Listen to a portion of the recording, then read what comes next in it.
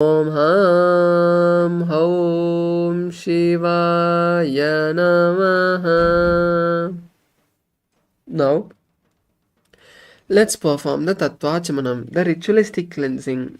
Now, please take your Panchapatram and Uddharani and keep it in front of you. Now, keep your hands in the Gokarna Mudra and pour a Uddharani of water in the palms. Drink it at the end of each of the mantras. Om Atmadattvam Shodayami Swada. Om Vidyadattvam Shodayami Swada. Om Shivatattvam Shodayami Swada. Wash your hands. And now with the base of the right hand thumb, wipe the upper and lower lip. Om Ham Hridayaya Namaha.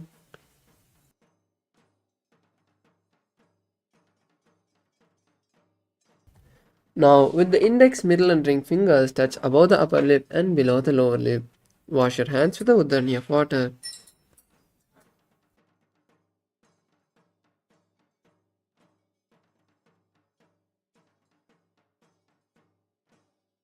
Now, with the index and thumb of the right hand, touch the right nostril and the left nostril. With the ring finger and thumb of the right hand, touch the right eye, right ear, left ear. Wash your hands with the Uddharani of water. Now, with the right hand, little finger and thumb, touch the navel, the right chest, the left chest. And with all the fingertips, touch above the head, the right shoulder, the left shoulder and the heart center. Wash your hands with a spoon of water.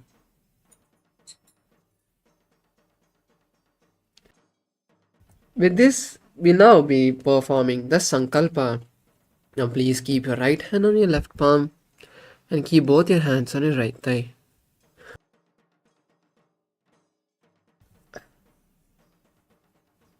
Visualize Swamiji and let's chant the Sankalpa mantra.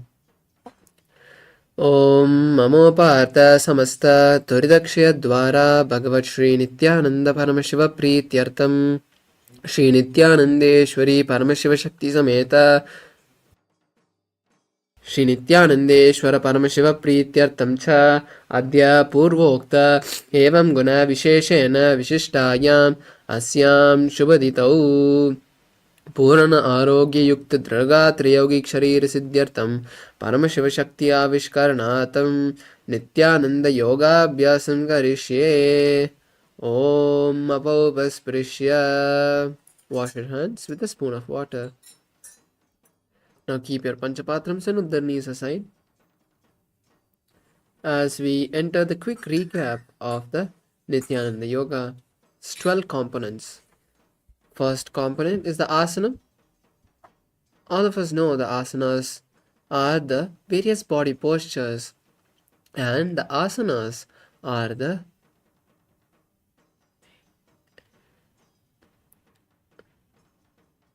body postures that will be performing which intensely activate our Kundalini energy and align our energy centers to the highest space of Paramashiva.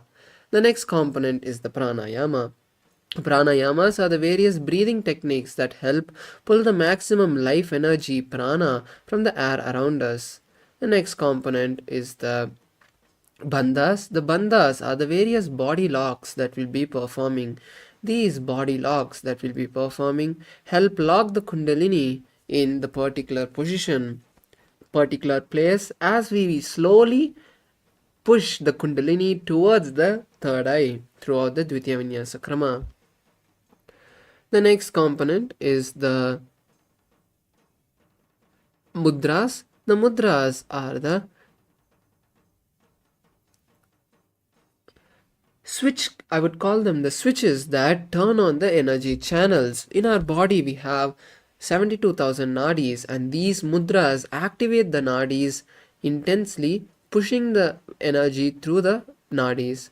The next is the visualization. The visualization is the most important component because what we visualize during the Dvitiya Vinyasa Krama directly goes inside our biomemory. So visualizing the right visualizations is important. So during the Dvitiya Vinyasa Krama, we'll be visualizing gods, sages, and other spiritual items. Next is japa. The japa is the internal chanting of the Mahavakyas. Intensely visualize them rolling around your throat center. They will help you to be in a more unclutched space throughout the Dvitiya Vinyasa Krama. The next component is the chanting of the Shastra Pramanas. The chanting of the Shastra Pramanas attest the authenticity of this Dvitiya Vinyasa Krama and tell us that they are directly from Paramashiva. The next component is the weightlifting. Weights are a additional component you can have as you perform the Dvitiya Vinyasa Krama. Throughout the sequence in any asana, if you want to intensify the experience, you can add weights. Next is the mandala. The mandala is the cosmic geometrical figures. These mandalas are powerful geometrical figures as the geometry holds the ability to activate our third eye and other energy centers. The Sri Yantra is a yantra which holds Paramashiva and Paramashiva Shakti, and it is one of the most powerful yantras. Just by gazing at the Sri Yantra, your third eye can be awakened. Next is the Abharana. The Abharana is the Rudraksha jewelry we'll be using. In this Dvitiya Vinyasa Krama, we'll be using the Rudraksha. And if you have a Rudraksha, you can wear it now so that during the Dvitiya Vinyasa Krama and throughout the day, it keeps you in the highest space of energy. And finally, we come to the final component, the Aushadha. The Aushadha is the alchemy products that we'll be using.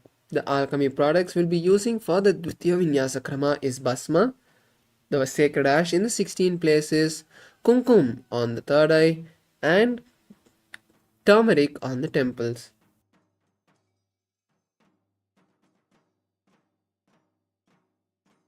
And also another component which is part of the Dvitiya Vinyasa Krama is the Karanas. The Karanas are dance postures that were performed by Paramashiva. These dance postures which were performed by Paramashiva when he created the cosmos were documented and saved throughout the generations. So when we perform these Karanas, we also embody Paramashiva, creating the cosmos, and that intense energy manifests through us. So with this, let's enter the first asana, Sukhasana. Now be seated in a comfortable cross-leg position. Keep your head, neck and spine in a straight line.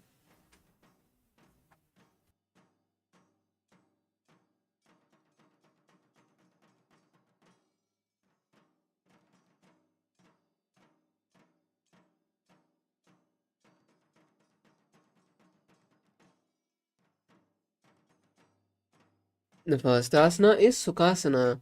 Now keep your head, neck and spine in a straight line. Keep your legs crossed and place the back of the palms on the knees and keep the fingers in Bindu Mudra. Visualize Paramashiva. Gaze at the third eye. Perform the Mahamudra Bandha.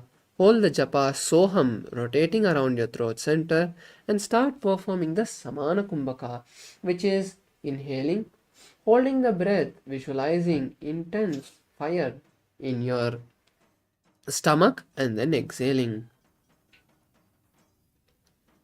Tatsukha asanamityuktam ashaktastat samacharet asanam vijitam yena jitam tena jagatrayam. The next asana is Parvatasana.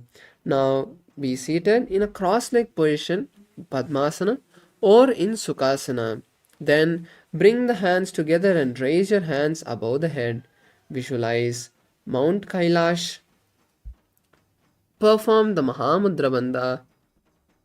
Hold the visualization of Mount Kailash as we perform Parvatasana. Ata vakshe mahadeva parvatasana mangalam yat kritva astira rupi syat chachakradi vilopanam. The next asana is Halipavasana. Now bring the soles of the feet together and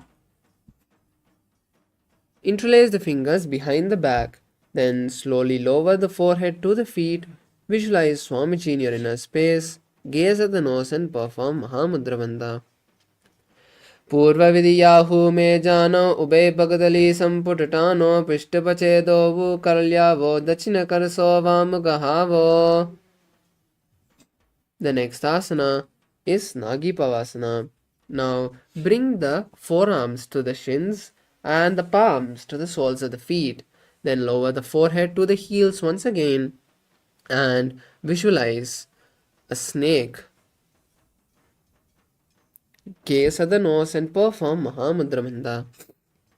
पूर्वविधि पर्यागाने नीचो होई कहूँ निपनास्यो लगाई हाथ आगाने धरती लगावे पसारी दो हाथ की अंजुलि करे. Now rise up and hold the big toes in prana mudra, which is holding with the index and middle finger. Then raise the feet and straighten the knees, then cross the legs quickly into Padmasana. Visualize a bird and keep the elbows on the knee in front of the knees. Perform Mahamudra Bandha. अतान्यथासनं वक्ष्ये येन सिद्धो भवे नरः अकस्माद्वायुसञ्चारं कोकिलाख्यासनेन च. The next is Netyasana. Rise up and stack the knees and ankles and hold opposite elbows. Then rotate the hands in one direction and then the other. Visualize Swamiji and gaze at the nose. Purgoda bhava padaki ahama hili soye dachacharnako varlav taparigulpa samoye. Next is Gajasana. Now come to a plank position with the feet flat and the hands on the mat. Alternate scooping the body forward, visualizing an elephant and performing the Udyana Bandha. Nujjam padagre bhumo kritva lambi boyamastakagre nidaya. Relax and alternate raising one heel and pressing the other heel down in Rikshasana. Visualize a bear and perform Udyana Bandha. Ekam padama kuncha gajasanam kuryat Rikshasanam bhavati. Now stand up on the tips of the toes and bring the index, middle and ring fingers to the heart center. Visualize Swamiji and perform the Udyana Bandha. केशेन पादयुगलं तत्त्वातिष्ठेद दोमुखः अथ वैश्यावक्षे यत्कृत्वा सत्यवान् भवेत्. Relax and let's move in the first karna of the sequence, Urdhva Janu Karna. Now come to a half squatting position, Arimandi. Bring the hands to the heart center and rotate each hand and leg with the simultaneously from the inside and out. Performing on both sides is one cycle. Repeat this again and again on both sides.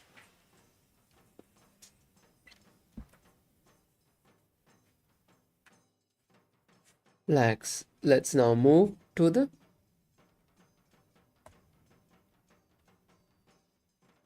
next asana, Balalingasana.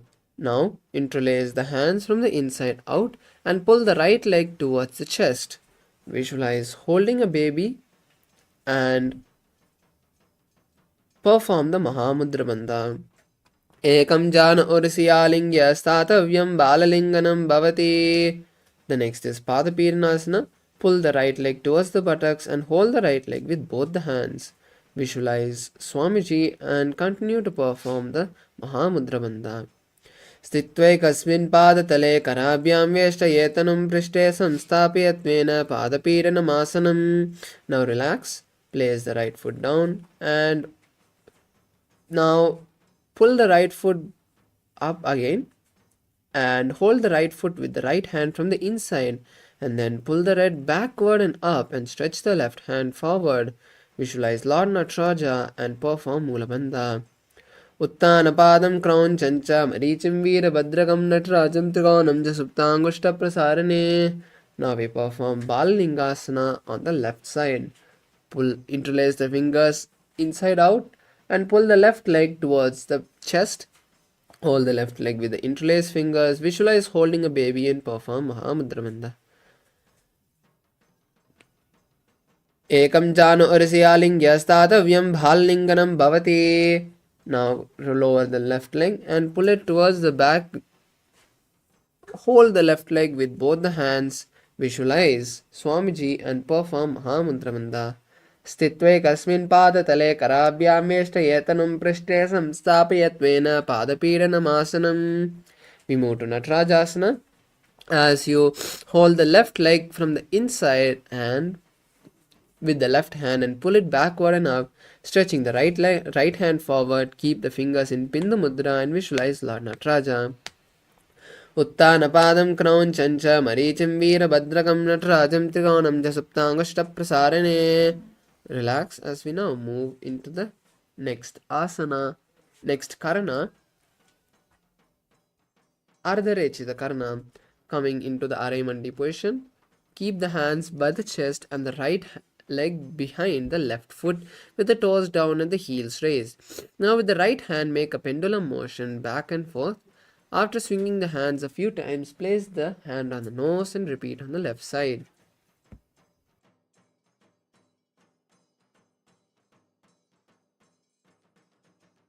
Now intensely start shaking your body as we move into skeleton dance. Do not see any pattern in the way you are moving your body. Intensely shake and see all the laziness, tiredness and boredom leaving the system.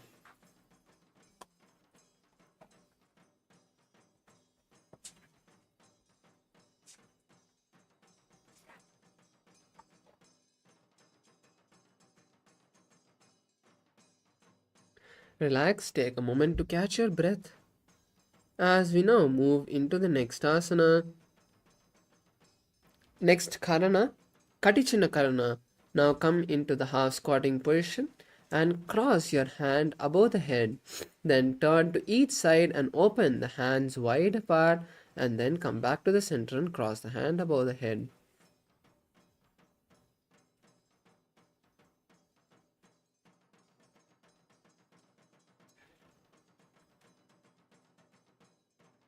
Relax as we move into the next asana, Tadasana. Now stand on the tip of your toes and raise your hands above the head. Keep the palms faced forward and the elbows straight.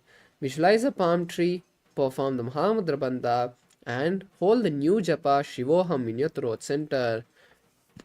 Mahamudra Badra Kono Tadasana Vibhedakan Vinotanam Sada Kuryat Antarvatni Padipriya. Now lower the entire upper body, bending the hips, and keep the hands by the side of the foot with the forehead by the knees. Visualize Swamiji and perform Mahamudra Bandha. Mahamudra Badra Gono Tadasane Bhedakan Vinotanam Sada Kuryat Antarvatni Padipriya. Now come into a plank position, keeping the hands shoulder width apart, and tuck the chin to the chest and rotate the neck from side to side in Jalandhara Bandha. Visualize Swamiji. Gajasana samsitau janadvayama kunch varam varam kartavyam. Gajasana mastakam varam varam dakshina kuksham savya kuksham naye tarakshvasanam bhavati. The next asana is Bhujangasana. Now lower the entire body onto the mat. Keep the hands by the side of the chest and lift the upper body with the strength of the lower back. Visualize a cobra and inhale through the mouth and exhale through the nose in Bhujangani Mudra. Kachasnavastitva Angushtanabhiparyantam abhavumam vininyaset karabhyam chadaram ditva urdashishaf panivahi. Now rise up into a plank position. And now we enter Shashasana as you alternate bringing one knee to the chest. Visualize Swamiji and start performing Saja Kumbhaka, inhaling, holding the breath and exhaling comfortably. Gajasana samsitau janadvayama kuncha varam varam kartavyam shashasanam bhavati. Now relax as we move to Ratasana. Start placing one foot between the hands. Visualize a chariot. Gajasana samsitau ekaikam padam purva margena brahmetva kartavyam Ratasanam bhavati. Relax. Keep your right foot forward and the left leg back. Keep the right leg toes pointed forward and the left leg toes pointed sideways. Now lean forward, bending the right leg into a 90-degree angle and raise the hands above the head. Visualize Lord Kalabhairava and perform Udyana Bandha. Vamo Ramula Deshecha Yamyam Padam Nidayato Tishtet Vrikshavad Bhuma Uttana Padam Crown Chancha Marichim Veera Badrakam Natrajam Trikonam Jasuptangushta Prasarane. Relax and now switch the legs, bringing the left foot forward and the right leg back. Once again, lean forward, bend the right leg in a 90-degree angle, raise the hands above the head, visualize Lord Veerabhadra. Uttanapadam Kraunchancha Marichim Veerabhadrakam Natrajam Trikonam Suptangushta Prasarane. Now we move into the next asana, Vrikshasana. Bring the soles of the feet together and bring the right leg to the inner left thigh. Keep the hands together in front of the heart center and raise the hands above the head. Visualize a tree and perform Uddiyana Bandha. Vama Ramola Desha Yam Yam Padam Nidayato Tishtet Vrikshavat Boma Vrikshasanamidam Vidaho. Now bring your hands down and lift your right leg and place it in front of the left thigh. Visualize Lord Garuda and keep your hands in Namaskara Mudra in front of the heart center. Garudasana Vaksha Yena Dhyanam Sirambhavi Sarvadoshadvinirmukto Bhavati Mahabali. The next is Vrikshasana on the opposite side. As you now bring the left foot to the inner right thigh and keep the hands in front of the heart center and raise the hands above the head. Visualize a tree and perform Uddiyana Bandha. Vama Ramula Deshe cha Yamyam Padam Nidayato Tishtet Vrikshavat Bhoma Vrikshasanamidam Viduho. Next is Garudasana. Lower your hands, place your left leg in the front of the right thigh. Visualize Lord Garuda and keep your hands in Namaskara Mudra. Garuda Asanama Vaksha Yena Dhyanam Sirambhavi Sarvadosadvinirmukto Bhavati Mahabali. Relax. Now keep your right foot forward and the left leg back. Now stretch your hands and lower the right hand to the ground and keep the left hand pointed up and gaze at the sky. Visualize a triangle. Uttanapadam Kraunchancha Marichim Veerabhadrakam Natrajam Trikonam Suptangushta Prasarane. Now rise up and bring the left foot forward and the right leg back. Once again stretch the hands and lower the left hand to the mat and keep the right hand pointed up and gaze at the sky. Visualize a triangle. Uttanapadam Kraunchancha Marichim Veerabhadrakam Natrajam Trikonam Suptangushta Prasarane. Now we move to the next Karana, Nikutaka Karna. Now come into the Arimandi position and keep the hands, palms facing each other. Now raise one heel and alternate switching the position of the palms, bringing the opposite palm up and raising the opposite heel.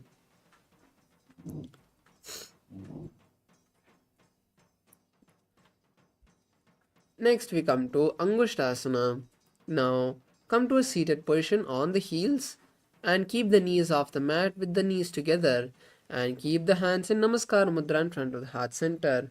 Visualize Swamiji. Start performing the Brahmari Kumbhaka, inhaling and exhaling, making a buzzing sound. Hold the new japa Sadashivoham in your throat center. Kabanda asanamityāhuhu Gorakshasanam evacha Angushtamushtikam Yayam Brahma Prasaditam Tata. Now stretch the right leg forward and keep the hands by the side. Visualize Swamiji. Prasarya ekampada talam samstapyatveka padakam. Now with the right hand hold the big toe of the right leg in Prana Mudra and with the left hand hold the heel of the left leg. Visualize Swamiji. Vilpastito padamekam prasarya tatpadaganam samsthite tatkarena. Rise up, pull the right leg in and stretch the left leg. As we perform Saurasana on the opposite side, keeping the hands faced forward. Prasarya ekam padatalam samsthapitveka padakam. Now once again, hold the left leg, big toe with the index and middle fingers in Prana Mudra and the right leg's heel with the right hand. Visualize Swamiji. Gulpastito padamekam prasarya tatpadakam samsthite tatkarena. Relax as we now move into Brahmacharankushasana. Bring both the heels together again and keep the knees apart with the back of the palms on the knees. Tuck the chin to the chest in Jalandhara Bandha and visualize Swamiji. Do haath ki kaho nijoyi, edi do goda nivese korpakatalya ki mahili aisma hera semili. Now place the knees on the mat and keep the palms on the knees. Perform Uddiyana Bandha. Visualize the great sage Kapila and gaze at the nose. Ubay pakatali samata harave tiniki mahili kor milave panapani okada hoy vese edi do joni niveshe.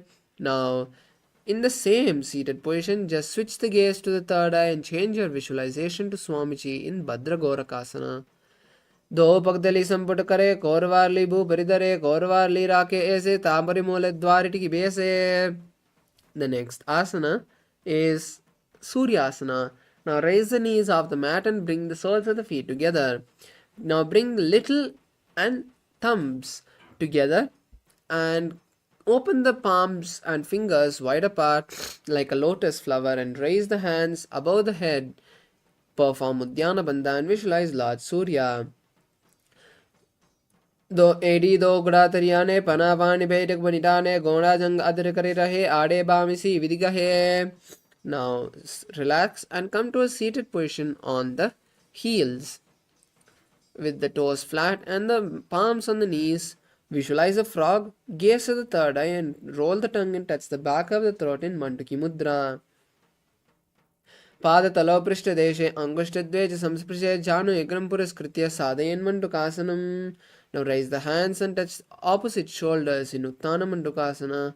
As you visualize a frog, gaze at the third eye, perform Manduki Mudra and pull the stomach in and up in Uddiyana Bandha. Mandukasana Madhyastam Kurparabhyam Sharamdataha Etadbekavaduttanam Etaduttanam Mandukam. The next is Simhasana. Cross the heels and keep the hands on respective knees. Stick your tongue out, gaze at the nose and exhale forcefully through the mouth as you visualize a lion. Dachinam Savyagulpena Dachinam Tatitedaram Hasto Jajanno Samstapya Swangulisha Prasarisha. The next is Bhadrasana. Now uncross the ankles and cross the hands behind the back. Tuck the chin to the chest in Jalandhara Bandha. Visualize Swamiji and gaze at the nose. Gulpau Chavrishanasya Yutkrumena Samahitaha Padangushto Karabhyam cha Dhritva cha Prishtadeshataha. Next is Kakabusandhyasana. Now come to a seated position on the heels, squatting position on the feet with the soles of the feet flat. From the inside, wrap the feet and interlace the fingers behind the back. Visualize a crow and gaze at the nose. प्रथमे वेस उकटाने दो हाथ पगम बीच आने तिनकी मोड़ी नल्या परिलावे पिष्ट पछे कांकसी करावे. Now place the hands on the mat and the elbows by the armpits. Then leaning onto the hands, raise the feet off the mat and balance on the hands, visualizing Swamiji. Asana kaukan asidisita hoyi to achi hoyi. Now we move to Kapali Asana. Now keep the hands in the same position and place the crown on the ground. Visualize Swamiji. Keep your knees on the elbows and finding balance, slowly raise the feet and straighten the knees. Gaze at the nose. CC सा धरती ते की पग दो मिलिबा ऊंचा कुकरे पगदली आसीद सुसमना से दो हाथ की हथेली दो. Lower your body and relax. Now we'll be moving into the next asana, Parsvamayurasana. Now we'll be starting the Rechaka Kumbhaka for the following asanas, which is inhaling, exhaling, holding the breath, and then inhaling after you cannot hold anymore. Now moving into Parsvamayurasana, in a squatting position, turn to one side of the body and align the elbows to the knees and hips. Then lean the knees and hips onto the elbows and stretch the legs to the side, visualizing a peacock. Gaze at the third eye. Mayuram dandavat kuryat, mayuram danda namakam kuryan, mayuram parshvabhya, mayura parsha namakam.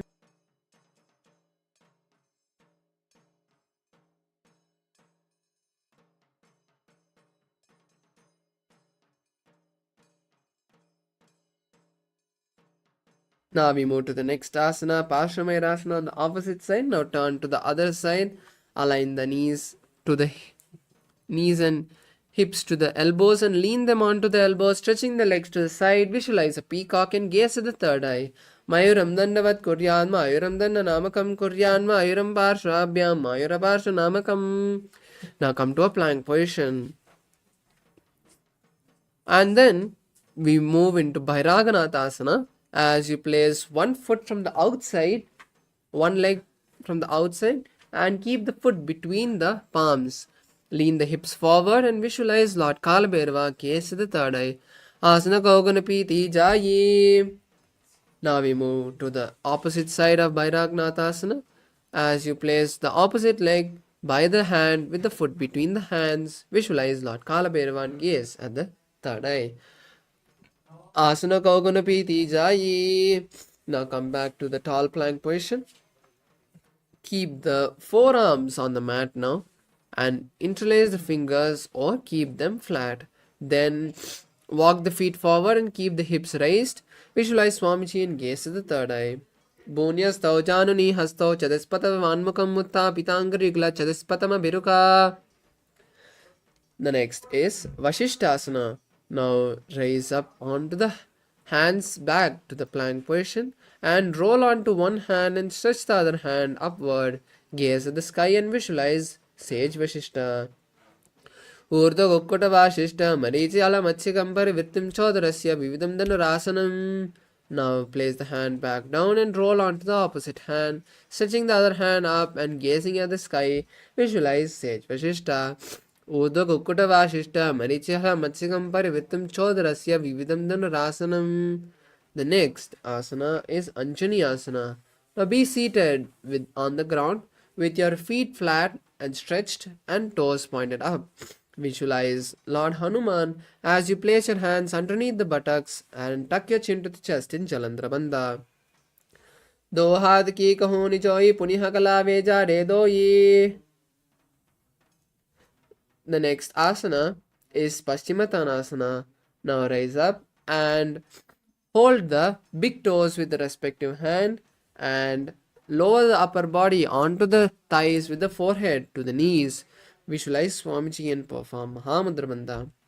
Jano parilalatam to paschimam tana muchyate ena kena prakarena sugamdaryam cha jayate. Rise up, interlace the fingers behind the head in Ugrasana. Then lower the body onto the thighs with the forehead to the knees and the elbows. Keep them outside of the knees. Visualize Goddess Kali and perform Mahamudra Bandha. Sapanebhyam dhritam dadvaja anuparisinyoniset asana ugravidam proktam bhavedanala deepanam. Rise up and pull your left leg to the perineum. Then wrap your left leg with the left hand and then interlace both the hands behind the back. Visualize Marichi, the great sage Marichi, and lower your forehead to the right knee. Uttanapadam Kraunchancha Marichim Veerabhadrakam Natrajam Trikonam Jasuptangushta Prasarane. Rise up and place the left knee on the mat and hold the right leg with both the hands and lower the forehead to the right knee. Visualize Swamiji and perform Mahamudra Bandha. Sopan Mahamudram Pravakshami Tantresminvam Vallabe Yam Prapi Siddha Siddhim Cha Kapiladya Puragataha. Raise up and now pull the right leg towards the perineum and then wrap the right leg with the right hand from the inside and interlace the fingers behind the head. Lower the forehead to the left knee. Maha Uttanapadam Kraunchancha Maricham Veerabhadrakam Natrajam Trikonam Jasuptangushta Prasarane. Rise up and place the left knee down and lower the entire body onto the left knee. Holding the left knee with both the hands, visualize Swamiji and perform Mahamudra Bandha in Mahamudrasana. Mahamudram Pravakshami Tantresminva Vallabe Yam Prapi Siddha Siddhim Cha Kapiladya Paragataha.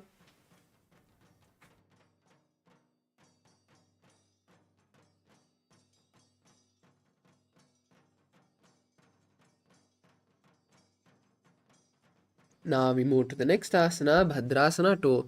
Now bring the soles of the feet together and keep the hands wrapped around the respective foot. Visualize Swamiji and gaze at the third eye. Continue to hold the Rechaka Kumbhaka and start visualizing the new japa Mahasadashivoham. Gaze at the third eye. Gulpo Chavrishana Syadaha Shivanya Pashve Okshipat Pada Pashve Panibhyam Didam Padvasanistilam. The next is Gwalipavasana. Now push the soles away from the perineum and keep the hands on the respective knee. Visualize Swamiji and gaze at the nose. Perform the Jalandhara Bandha.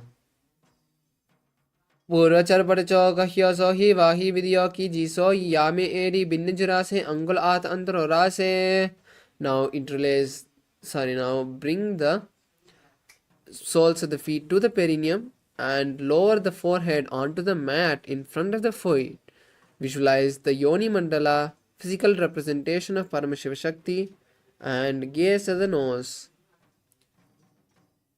दो पगतली संपुट करे सो AD medicating Gadre अर्धहंत को अंतर रासे लिलाट पगतलिया ऊपर दासे.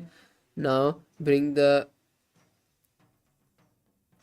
forehead to the soles of the feet and keep the hands stretched to the side as you push the soles of the feet away from the perineum. Visualize Swamiji and gaze at the nose.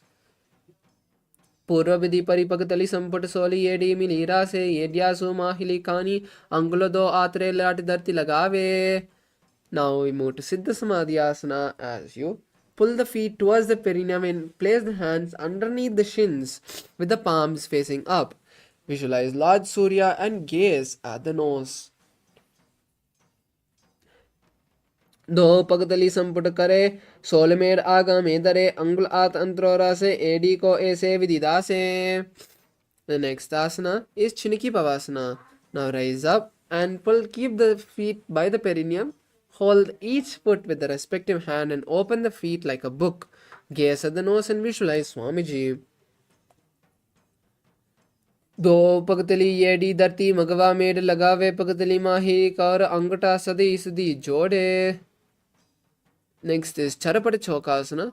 Rise up and place the soles as close to the perineum as possible and the palms on the respective knee as you gently press the knees to the ground.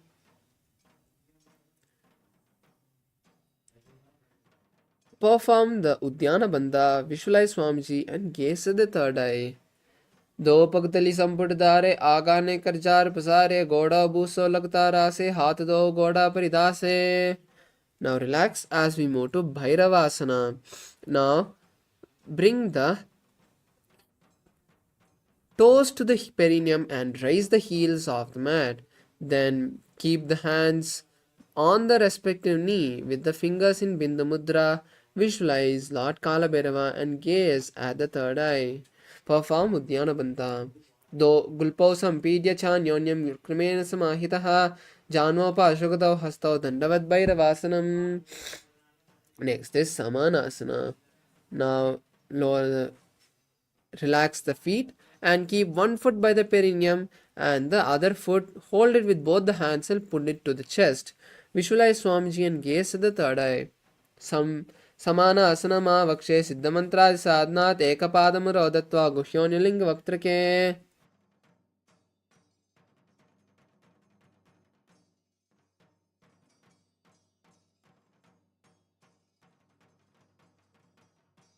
The next is Apanasana. Now place the raised leg on the respective shoulder and stretch the opposite leg forward, keeping the hands by the side of your body for balance. Visualize Swamiji and gaze at the third eye. केवलं पादमेकञ्च स्कन्धे चारोऽप्यत्नतः एकपादेन गगने तिष्ठेत दण्डवत् प्रभो.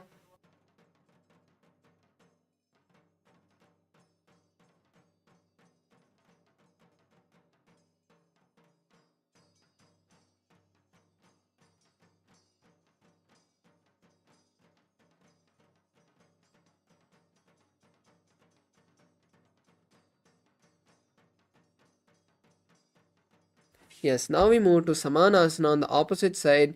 Keep the other foot by the perineum and raise the opposite foot to the to the chest with both the hands. Visualize Swamiji and gaze at the third eye.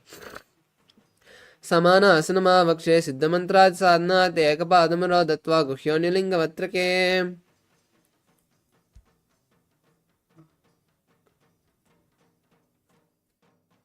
Tani venuma?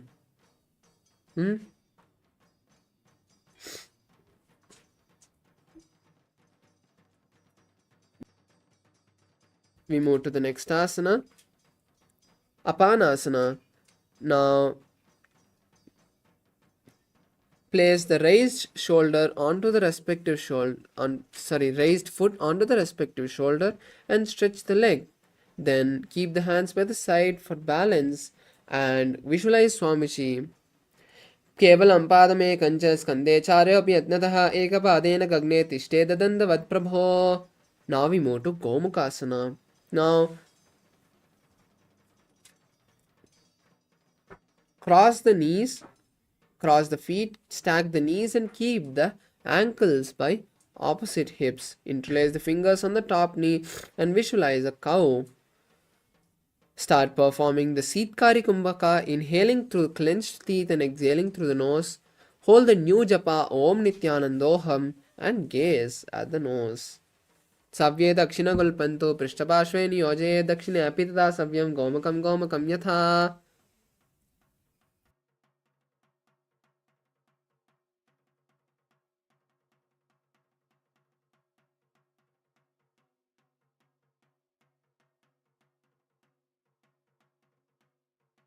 Move to the next asana, Anusuyasana. As you continue to be seated in the same position, just bring the hands to opposite big toes and hold them in Prana Mudra. Visualize Rishikanusuya, gaze at the nose and perform Dhyana Bandha. दक्षिण गोड़ों नी कोटाने वामोटा के ऊपर आने गोड़ा संधि मिलावे भारी आना पुनि पुनि दे संधि पसारी. Now interlace the hands behind the back. As we move into Anusuyasana 2, lower the upper body onto the knees and try touching the nose to the ground. Visualize Rishika Anusuya and gaze at the nose. Jimana Goda ki sandhi Uparidava Goda ki sandhi milavira se Goda solye pakatilyalo adavai sudhara se. The next is Garudasana. Now place the left foot by the perineum and the right foot flat with the knee by the chest. Visualize Lord Garuda and keep the hands on respective knees. Gaze at the nose. Davo Pagmodi Yedi Mahilam Gulpamoladvarni Chede Bese Jimani Pakatali Darti Teki Godo Uncho Oborase. Now sit on the left heel and interlace the fingers outside of the neck. And then turn outside the raised knee and visualize the great sage Narada. Gaze at the third eye. पिष्टि चुमा पगदली केरी भूपरिता हिलगा Vepery दचिपा city लावे सोले पगतल्यालो आडवाई सुदारासे. The next is Matsya Vitakasana. As you now place the left foot on the right knee. With the left hand, wrap the left leg and hold the right shin. And with the right hand, hold the right big toe. Visualize Matsya, the fish avatar of Lord Vishnu, and gaze at the nose. Vamena Vamangushtanto Gritum Matsapitakam Yoni Vamena Sampidya Medadapari Dakshinam.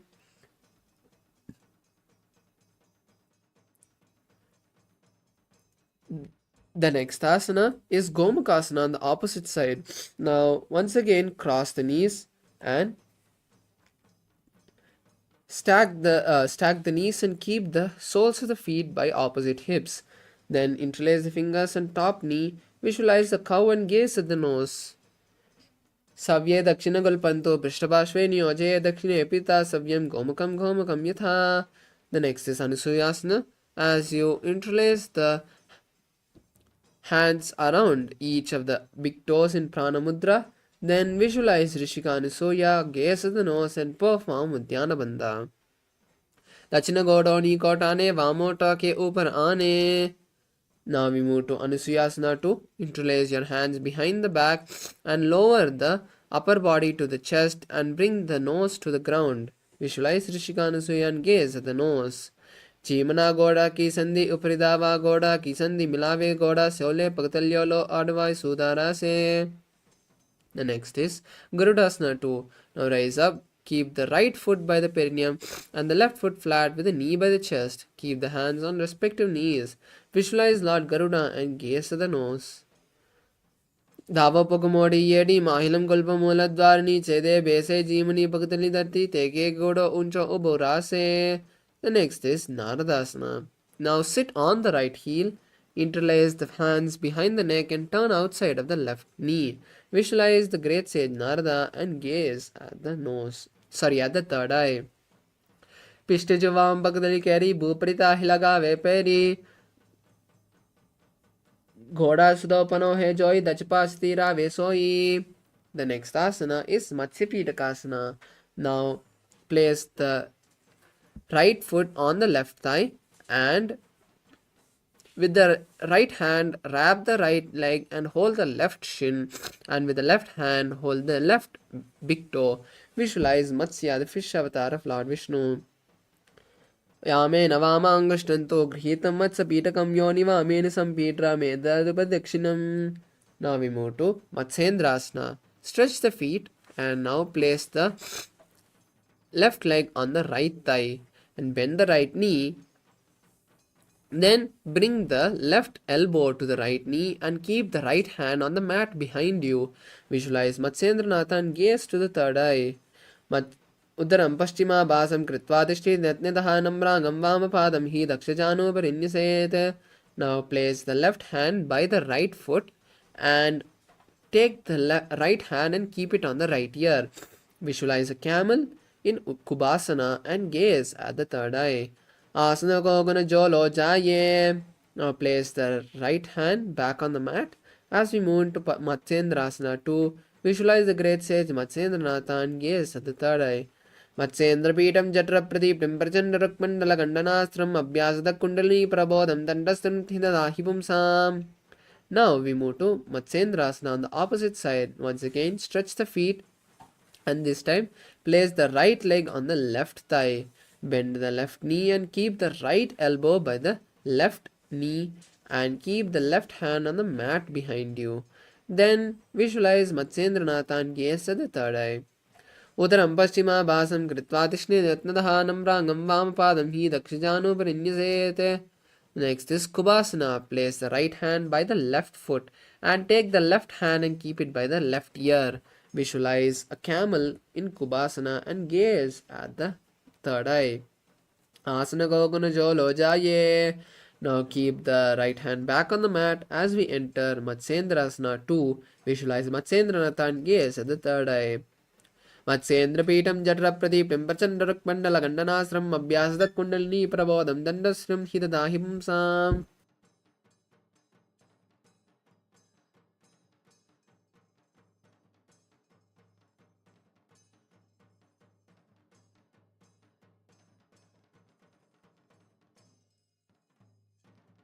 The next asana is Padmasana. Now stretch the feet and cross the feet, placing the foot on opposite thighs.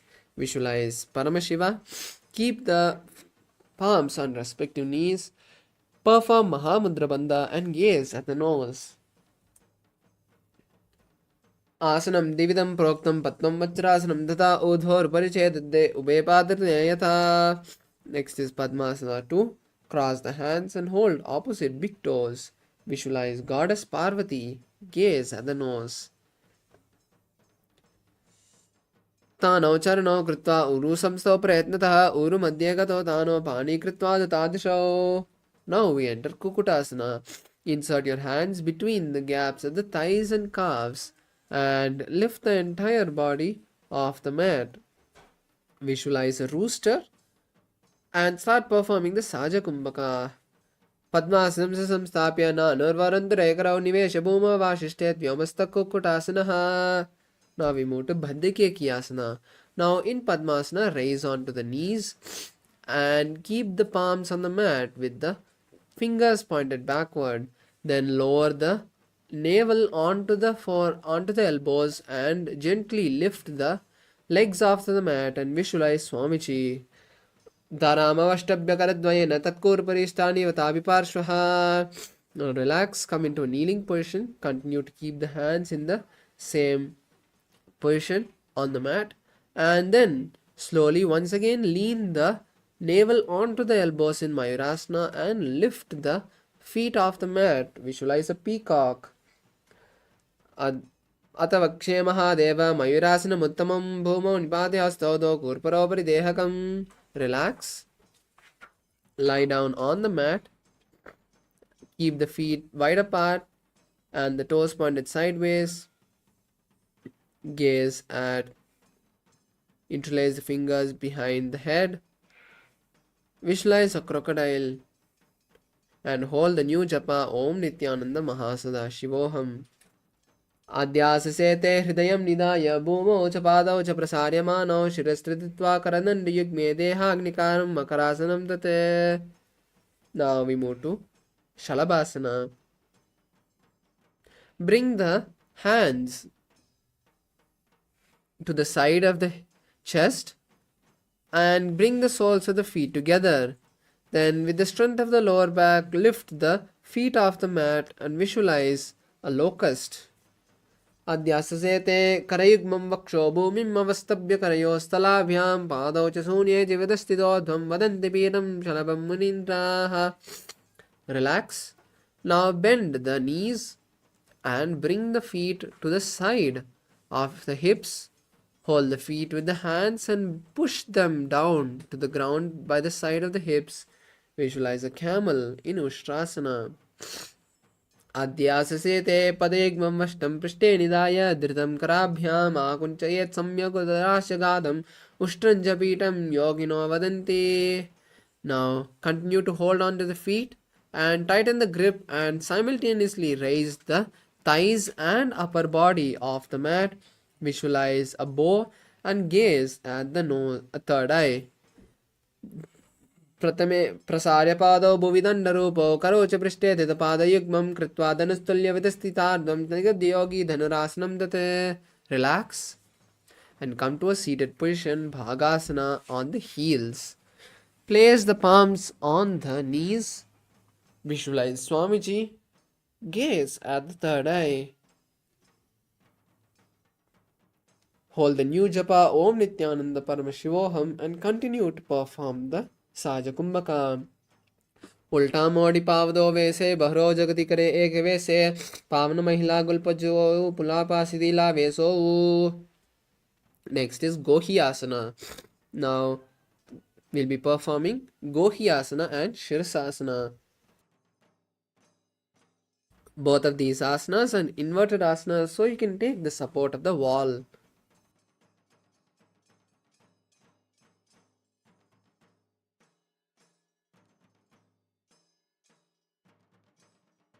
Now, place the forearms on the mat and then place the head between the hands.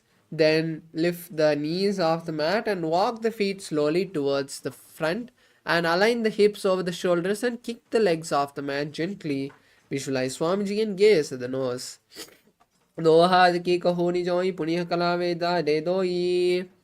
Now slowly straighten the knees and continue to keep balance, visualizing Swamiji, gazing at the nose as we enter Shirsasana. Viparitam mandalam cha dideva viditam hinaha dandasanam diva proktam viparitopaveshane. Now relax. Come to a seated position with your legs stretched. Now we enter Podhyasana. Now from Podhyasana, we'll be performing the Bhastrika Kumbhaka, which is intensely exhaling by pushing the stomach in and up repeatedly, quickly. So now, keep the hands behind the calves and lift the legs, straightening the knees and bringing the feet to the forehead. Visualize Swamiji. दो हाथ पग बर आने गोड़ा तरे कांक सीटाने. Now relax. Bring the feet down and cross the hands behind the head, touching opposite shoulders. Visualize Swamiji. Visualize a mace and gaze at the third eye. And now raise the feet into a 45-degree angle. Uttan shainam kritva pado militva prasarya nidam bambo mausprisya hastabhyam kandram badva. Relax. And now we move to Naukasana. There are two positions you can keep your hands in. One, keep the forearms by the hips on the mat, or raise them and keep them off the mat and straight. Now, in this position, stretch your legs into a 45-degree angle and visualize a boat. Continue to perform Bhastrika Kumbhaka. Uttanakshayam kurparabhyam bhumim avashtabhya hastasya nidambam nidaya. Relax. And now bring the soles of the feet together and insert your hands underneath the shins, keeping the palms facing up. Then pull your legs to the chest and visualize Lord Rudra. Gaze at the nose. Pagtali samputakari hastasya paga ucha paga anguta dovu leyu parli kani talave. Now lie down on the back with the feet flat and the knees up. As we enter Unmukha Pitasana, keep your hands touching the heels and lift your hips up, tucking the chin to the chest. And inhale and exhale through the Jalandhara Bandha, which is called Murcha Kumbhaka. Visualize Swamiji and gaze at the nose. Udve cha januni kritva shavirtvodvamukam tata uttapya hastau tishthetu pita unmukha namake. Now relax the entire body onto the mat. Stretch the legs. Keep the foot pointer and the hands facing up. Visualize your body is completely liberated by the Paramashiva and by Swamiji in Shavasana. Uttanam Shavavad Bhumau Shayanam to Shavasanam Shavasanam Shrantiharam Chitta Vishranti Karanam.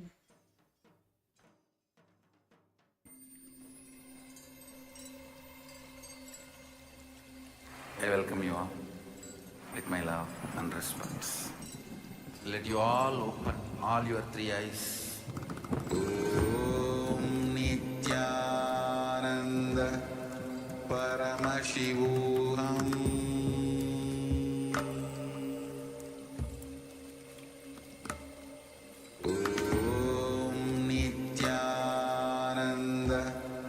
Paramashivoham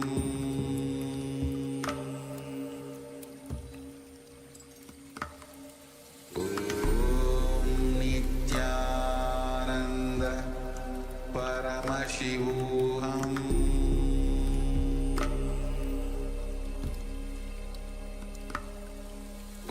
Om Nityananda Paramashivoham Paramashivoham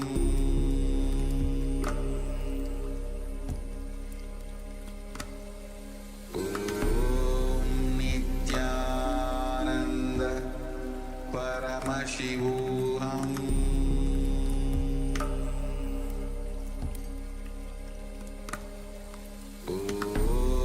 Nityananda Paramashivoham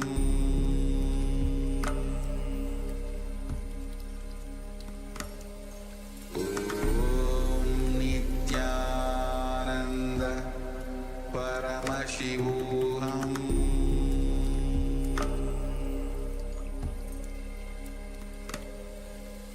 Om Nityananda Paramashivoham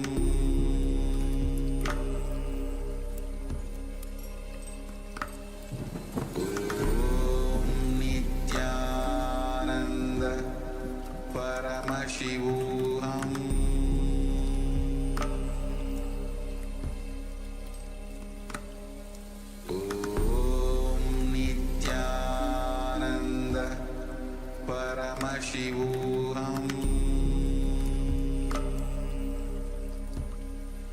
Paramashivoham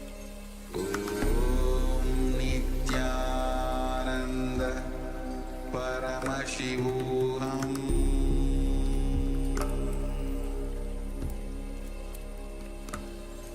Om Nityananda Paramashivoham